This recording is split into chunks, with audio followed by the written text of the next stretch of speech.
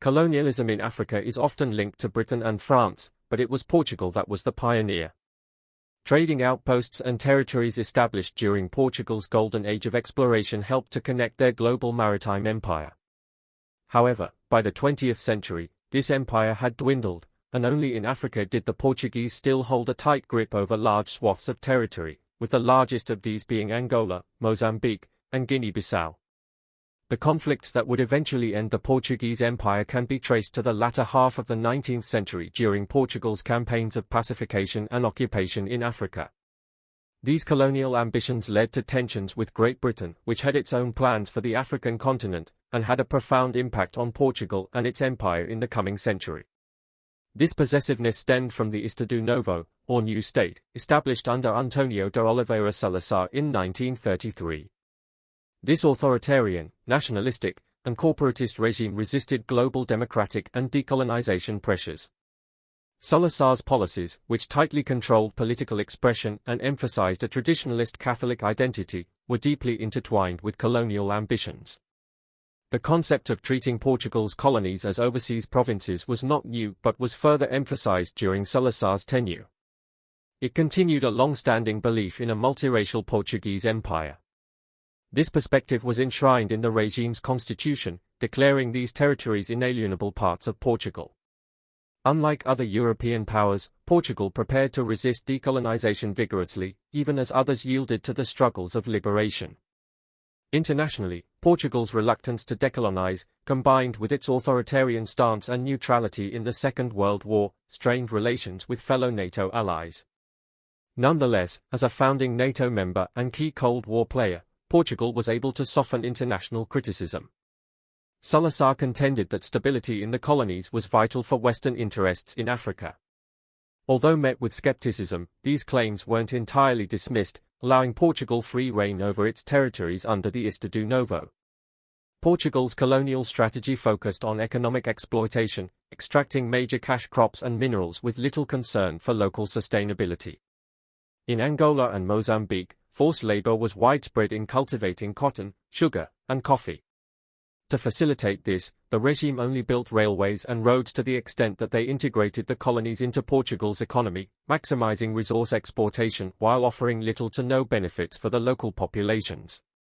Salazar's government promoted Luso-tropicalism, which claimed that the Portuguese were uniquely equipped to manage the tropics and its peoples due to their mixed heritage and cultural interactions. This ideology justified imposing Portuguese culture, language, and religion on the colonies, often overshadowing local traditions.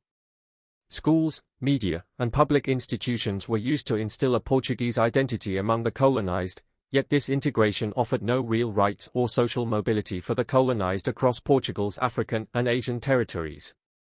To ensure these measures remained in place, Portugal maintained a strong military presence in its African colonies to enforce its policies and suppress dissent. Political repression was rampant, with surveillance, censorship, and imprisonment used to stifle any opposition. The secret police, known as the Pied, were active in monitoring and detaining activists and suspected nationalists. While countries like France, Belgium, and the United Kingdom struggled to suppress violent uprisings amid their own waves of decolonization, Portugal stubbornly clung on, convinced of the righteousness of its mission to civilize and integrate the African territories. Harsh repression by Portuguese authorities had initially prevented the rise of significant anti-colonial movements, but by the 1960s, liberation groups began to gain enough momentum to challenge Portuguese rule openly. The stage was set for the eruption of conflict across the new state. What was coming? Colonial policies in Angola had long enforced economic exploitation and systematic injustices, which in turn fostered a growing sentiment of nationalism. The Angolan demand for independence was shared among various social and ethnic groups across the country who were especially active in nationalist movements. The growing unrest culminated in several uprisings, with the most notable being the Baixa de Caçange revolt in January 1961, which escalated from a labor strike into a trigger for political action against the Portuguese authorities. Subsequent factions aimed at Angolan liberation began to spring forth over the following months, breaking out into open rebellion.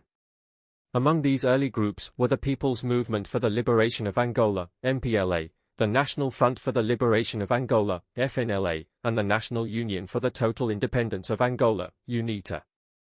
Each of these groups aimed to achieve independence through armed struggle, but their fight against colonialism was complicated by ideological distinctions and tribal loyalties.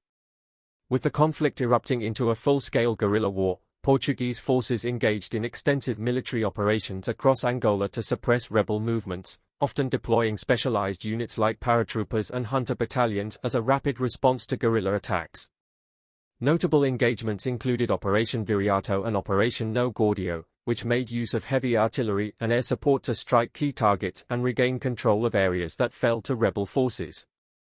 However, the ruthless approach of Portuguese assaults often exacerbated the humanitarian crisis caused by the war, resulting in widespread displacement and casualties. This, in turn, saw many dispirited refugees turning to the cause of the Angolan liberation. As the years rolled on, Angola became the target of substantial foreign intervention. By the mid-1970s, Portugal was struggling to maintain control, and the influence of the Angolan rebels led to further division as each faction garnered support from different Cold War powers. The Soviet Union and Cuba invested heavily in the MPLA, while the United States, Zaire, South Africa, and Rhodesia supported the FNLA and UNITA.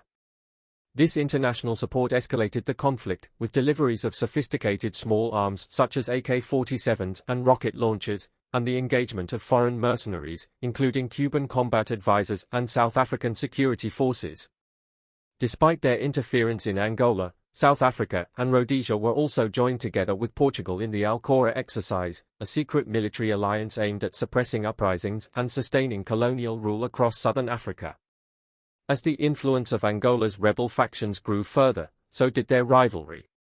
This infighting would devolve into its own proxy war, with later confrontations like the Battle of Kafangondo seeing Cuban-backed MPLA forces facing the FNLA and Zairean troops in open battle. Soon after, Operation Carlotta saw Cuba intensifying its military support to the MPLA to counter South African advances. At this point, Portuguese forces effectively stepped back, allowing the infighting that would later escalate into a full-scale civil war among Angola's rebel factions. Like in Angola, Portuguese rule in Mozambique was marked by exploitation, denial of political rights, and curtailing of civil liberties that ignited widespread nationalist fervor among Mozambicans.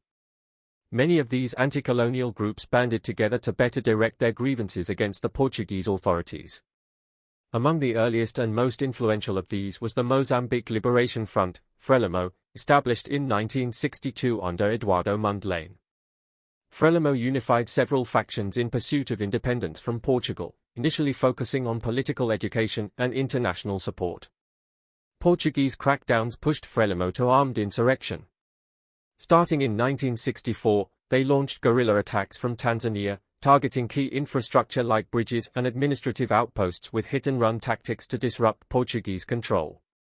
Throughout the 1960s and into the 1970s, Frelimo guerrillas operated throughout northern and central Mozambique, exploiting the dense forests and challenging terrain to conduct ambushes and evade Portuguese forces.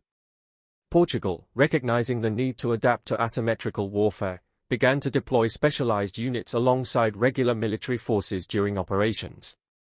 One such group was the Flechas, an elite paramilitary unit under the PIDE, composed of local fighters and Portuguese commandos specifically trained to track and combat guerrillas using their own tactics against them.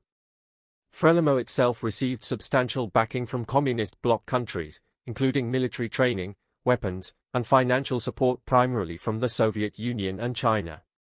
This external support was crucial for FRELIMO's sustained military campaign against Portuguese forces. Additionally, neighboring countries like Tanzania and Zambia played pivotal roles by providing safe havens and logistical support for Frelimo fighters. This regional involvement drew Mozambique further into Africa's Cold War, mirroring similar patterns seen in Angola. Portugal's collaboration with Rhodesia and South Africa through the Alcora exercise was crucial to countering FRELIMO's growing influence. Additionally, Portugal's use of strategic hamlet programs, modeled after tactics used in other conflicts like Vietnam, involved relocating rural populations into controlled villages. This was intended to isolate guerrillas from local support but often resulted in heightened civilian distress and attracted widespread international condemnation. One of the most harrowing examples of Portuguese military aggressiveness was the Wiriyamu massacre that occurred in December 1972. Portuguese troops, in an attempt to eliminate suspected Frelimo sympathizers, killed over 400 men, women, and children in the village of Wiriyamu. This brutal act was later exposed by missionaries and journalists, leading to international outrage. Portuguese operations in Mozambique continued with increasing intensity but gave only diminishing returns.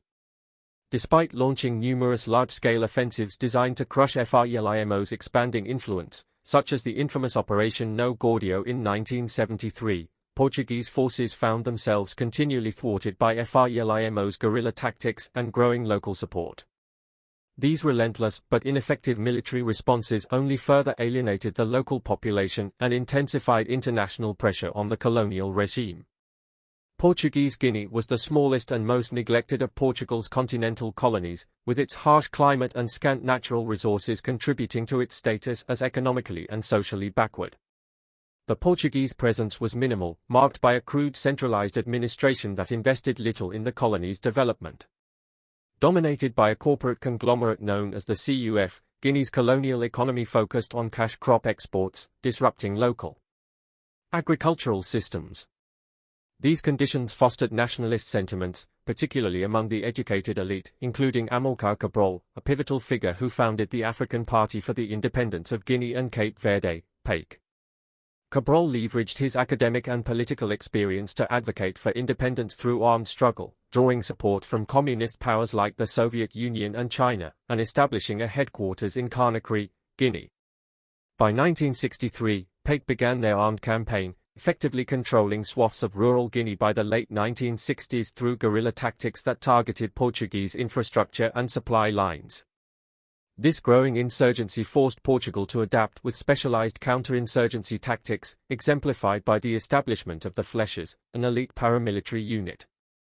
PAIGC's relentless efforts also benefited from neighboring countries like Guinea and Senegal, which provided crucial support.